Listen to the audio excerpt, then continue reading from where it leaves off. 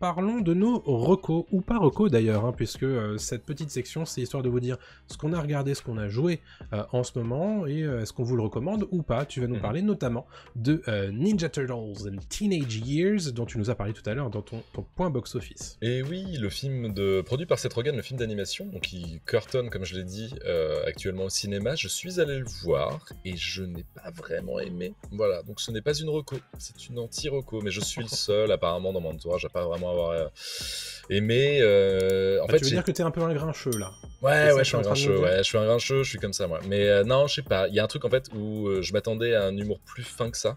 C'est un humour très très teenager, mais en même temps le titre voilà, le dit, mais c'est pas It's not my turtles, tu vois, c'est pas mes tortues des années 90. Et j'étais déçu parce qu'en fait, alors je suis allé le voir en français, déjà ça aide peut-être pas. Oui. Le doublage est pas foufou, mais bon, ça passe. Mais c'est vraiment très adolescent, quoi. C'est référence pop adolescente H24. C'est on est sur Fortnite, c'est trop d'art d'être une tortue, et regarde, on fait des selfies de ouf, et oh là là. Et là, tu fais wow, c'est long, c'est compliqué un petit peu là. Tu t'es senti boomer un peu ou pas? Ah, je me suis senti, mais boomer fois 1000. Il y a quand même un moment où le mec il dit, je sais plus si c'est une tortue ou un autre personnage qui fait oh non, t'arriveras pas sur Parcoursup, hein, toi. Et là j'ai fait oh là là, Parcoursup dans les Tortues Ninja, mais qu'est-ce qui se passe? Je sais pas, cette trad est trop bizarre. Okay. Enfin bref. Donc j'ai pas aimé, et au-delà de ça, admettons que la VF soit pas folle, ce qui est le cas, mais pourquoi pas l'histoire, quoi.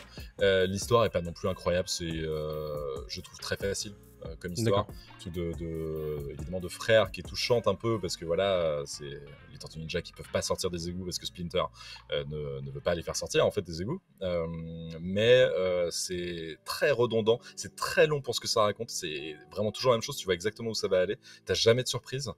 Et au-delà de l'aspect visuel qui est très cool, par contre, franchement c'est très joli, il y a un aspect je trouve brouillonné, cartonné, graffiti, très sympa, qui franchement qui fonctionne quand même très très bien.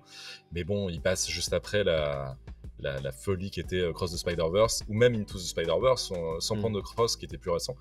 Into était vachement plus inventif, et au niveau de l'humour ça marchait vachement mieux, quoi. Là c'est très Fortnite, quoi. C'est très très jeune, je trouve. Donc moi ça a pas marché sur moi. Mais bon, après faut que je lui redonne sa chance en VO, peut-être. Je suis pas du tout la cible, mais en même temps, est-ce que je suis la cible dans Spider-Man? Normalement, enfin, bah peut-être. Ouais, peut-être plus. Peut-être. Dans l'idée, peut-être. Et j'étais aussi déçu parce que Seth Rogen, je me dis merde, le mec Seth Rogen qui produit des trucs trop bien depuis là des années, il fait The Boys, il fait Invincible, il fait tous les trucs cool du moment, et là il fait ça, je fais ah merde, ah dommage, j'étais un peu un peu déçu, quoi. Donc soit je suis passé à côté, soit c'est vraiment pas la cible, je suis pas la cible, quoi. Bah écoutez, vous nous direz hein, dans les commentaires de nos diverses vidéos sur YouTube, sur Dailymotion, sur Twitch, pourquoi pas, mais voilà, bon, visiblement c'est pas une reco pour toi. Adrien, tu vas aussi nous parler d'une autre reco, cette fois je crois que c'est une vraie reco, c'est Jury Duty, c'est une série. Ouais, Jury Duty qui est sur Prime Video, et c'est incroyable. Alors l'histoire c'est très simple, c'est un mix entre The Truman Show et The Office. En gros, c'est un faux documentaire, donc un mockumentary, dans lequel une partie en fait de l'équipe de The Office, c'est des gens qui ont vraiment bossé sur The Office, et d'autres personnes ont recréé une fausse affaire en fait, et un faux tribunal dans lequel il y a un jugement et des jurés. Donc il y a un juge, des jurés, des avocats, etc. Et parmi ces jurés, il y a un mec lambda qui s'appelle Ronald, et ce mec-là n'est pas un acteur, il ne sait pas tout ce qui se passe en fait autour de lui. Tout le monde joue en fait la comédie, tous les autres jurés sont des acteurs, le juge est un acteur, les avocats sont des acteurs, le plaignant et l'accusé sont des acteurs, mais lui, c'est le seul parmi les jurés qui n'est pas un acteur. Et donc, pendant 8 épisodes, il se passe des trucs de plus en plus fous, genre il y a des mecs qui se cassent la gueule, l'avocat qui essaye de brancher une télé, qui fait tomber la télé, qui fait une espèce de démonstration nulle pour défendre le plaignant, etc. Et c'est vraiment hilarant. Il y a des trucs où en fait ils se retrouvent tous séquestrés, parce qu'aux États-Unis ça peut être ça, s'il y a trop de problèmes autour de l'affaire, ils peuvent se retrouver séquestrer le jury, et donc les jurés se retrouvent dans des hôtels et il se passe plein de trucs. J'essaie de pas spoiler parce que vraiment il y a plein de scènes hilarantes. Et il y a un truc que je peux spoiler, c'est que parmi les jurés il y a James Marsden qui jouait Cyclops dans X-Men, et en fait il joue son propre rôle.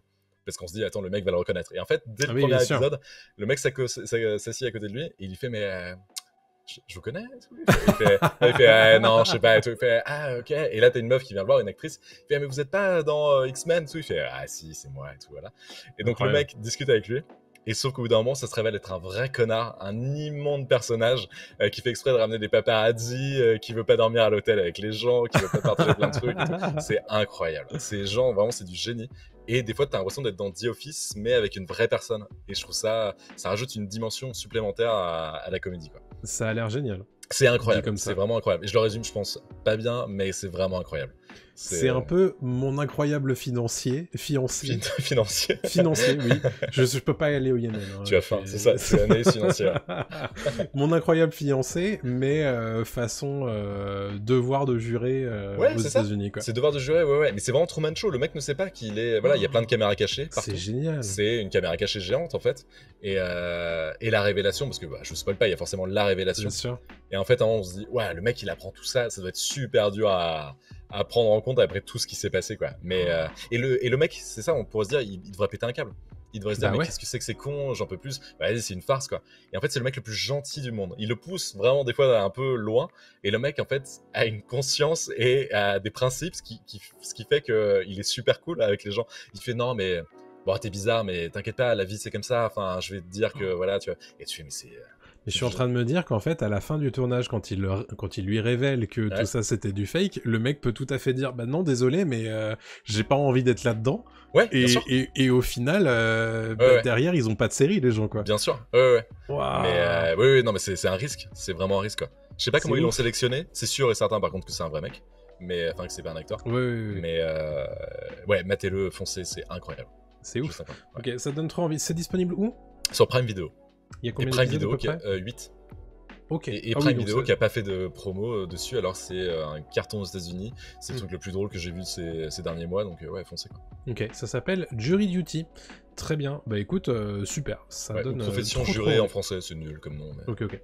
Ça marche. Et moi aussi, je vais vous parler de ce que j'ai vu récemment. C'est La Roue du Temps saison 1. C'est aussi disponible sur Prime Video. C'est une série fantastique adaptée de la saga de Robert Jordan qui porte le même nom, donc La Roue du Temps. Écoute, c'était pas si mal. C'était pas trop mal même. C'est bien. C'était bien, je sais pas si c'était bien. C'est pas indispensable, très honnêtement. Okay. C'est très très bien produit par contre. C'est vraiment magnifique d'un point de vue écran, d'un point de vue effet visuel, de tout ce que tu vois. C'est très propre. Ça joue pas toujours très très bien, malheureusement. Rosamund Pike, elle est comment ? Rosamund Pike, elle est pas mal. Elle porte vraiment la série. J'ai bien aimé. Honnêtement, je me suis laissé prendre au jeu. Ça prend du temps quand même. Hein. Il m'a fallu 3-4 épisodes pour rentrer dedans. Donc du coup, j'attends plutôt bien la saison 2.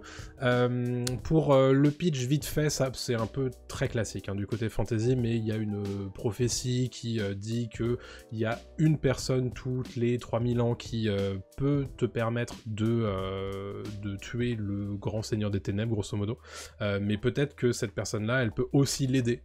Et donc du coup, il faut tous les mages essayent un petit peu de graviter autour pour faire en sorte que de le contrôler et faire en sorte qu'il brise pas le monde. Et donc du coup, c'est un peu compliqué. Et là, la grande magicienne qui s'appelle Moiraine, qui est jouée par Rosamund Pike, elle trouve 5 personnes qui sont éligibles.